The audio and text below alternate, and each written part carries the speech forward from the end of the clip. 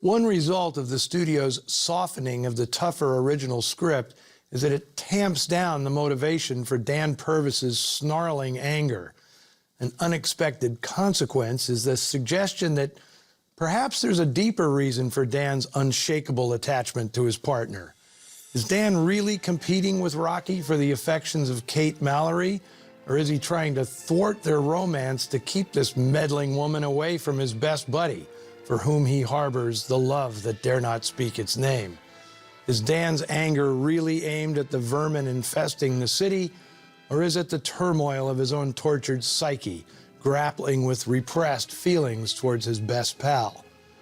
Such notions could never be directly expressed in any Hollywood film of this era, but trust me, such notions are often there, injected by writers and directors both playfully and subversively, especially in what we now call noir.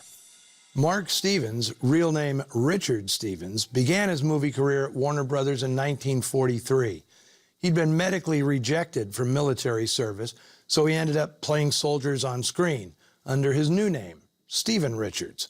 But the impatient actor was unhappy with his small roles and complained loudly to Jack Warner, who promptly fired him.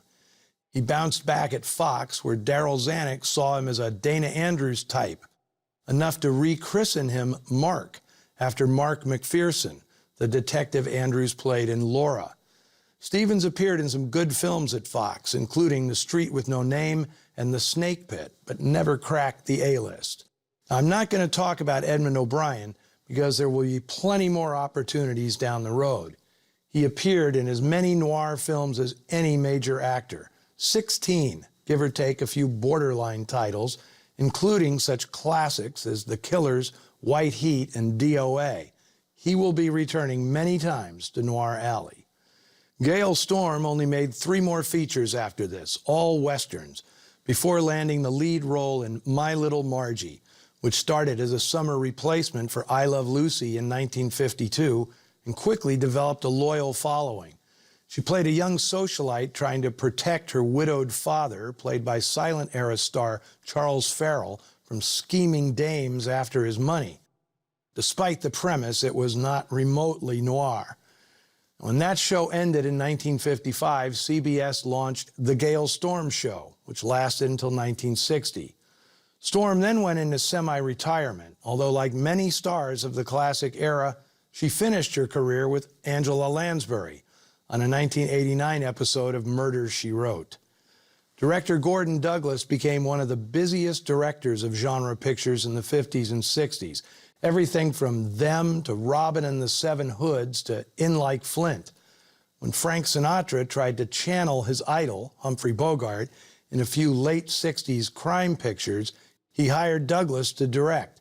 Tony Rome, The Detective, and Lady in Cement all exist in a strange limbo between classic and neo-noir, where Hollywood veterans like Richard Conte and Martin Gable appeared beside hot newcomers like Raquel Welch and Lainie Kazan.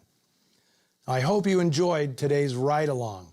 File your compliments and complaints on the Noir Alley Facebook page or Twitter feed.